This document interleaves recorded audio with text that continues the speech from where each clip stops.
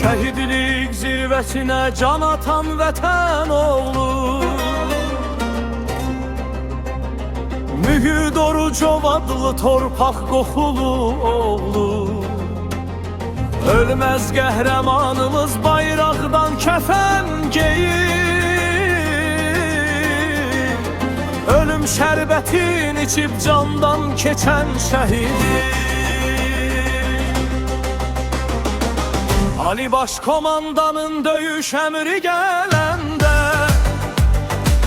Mühid Orucov atıldı, düşmənə vurdu zərbə.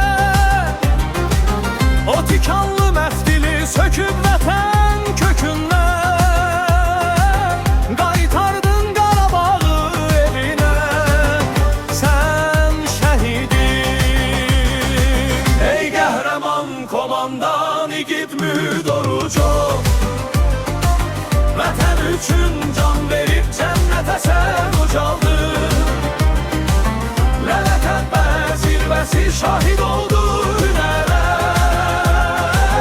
qəlblərdə yaşayacaq sənin o şanlı adın.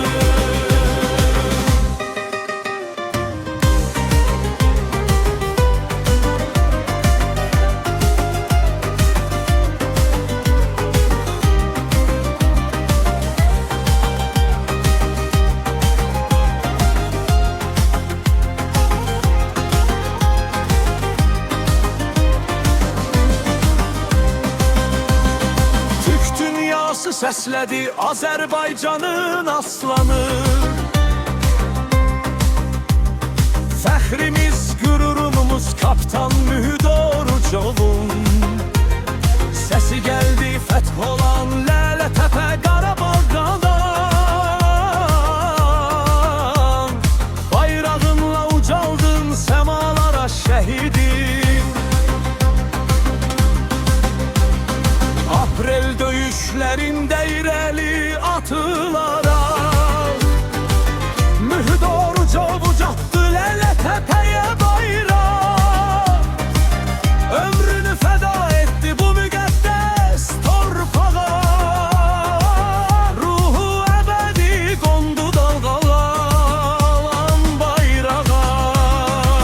Ey qəhrəman komandan igid Mühid Orucov, vətən üçün can verib cənnətə sən ucaldın. Lələtəpə zirvəsi şahid oldu